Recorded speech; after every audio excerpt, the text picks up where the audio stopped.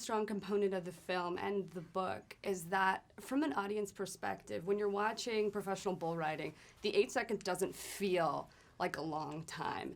And in this film, the 8 seconds feels like eternity. It's heart pounding, and you get a sense of the fear and the adrenaline rush. I was wondering how you worked with the director and screenwriter to convey that. Oh my goodness, it was the first step was really to get the PBR involved, right? The PBR, they know where to, they film this stuff every week, right? And they have traveling productions. So, unlike most Hollywood films, these are not tame animals. These are not trained animals. You don't know where they're going to go when they come out of the chute. So where do you place the cameras when you're hoping to get the shot you need?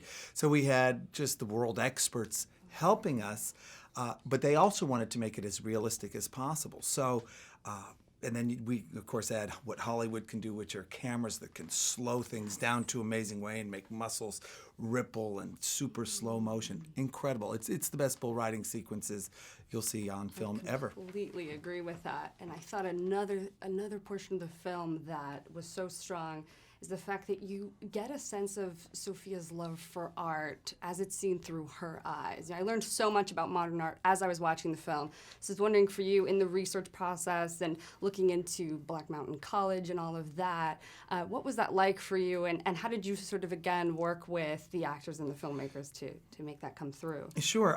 Well, Black Mountain College, of course, is in North Carolina. It was about 3 hours from where the novel was set, so it was perfect.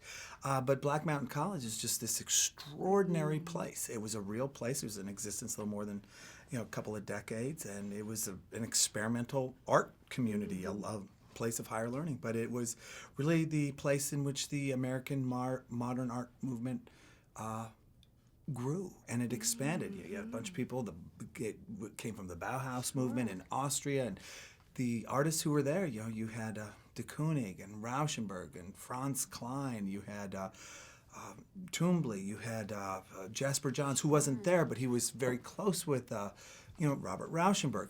All of this influence, and if you look, these are the artists. I mean, these are some very valuable works, and they've just been amazing, and you can really see Joseph Albers' influence on that. So Britt immersed herself in this world. She spent a lot of time learning about this world, of course, in the same way I did prior to the writing. That way you could bring it to life for the audience.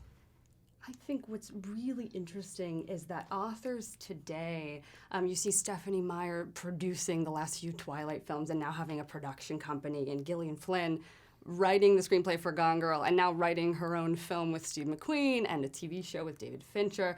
I was wondering why you think that authors, such as yourself, you have a production company and you're working on original content all the time, why they sort of have found a way to create and carve out an empire for themselves compared to decades past.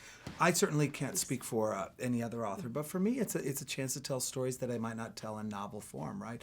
All my stories are love stories. They take place in North Carolina, but what if I wanted to do a Western or something set back in the 1920s or something set in space, right? Who knows? Well, television is a wonderful outlet for that because, my fans can either watch or they don't have to watch. They're still getting what they want, but you can still bring those elements of great storytelling into those stories as well. I love that. And The Notebook coming to Broadway, I heard last night. Amazing.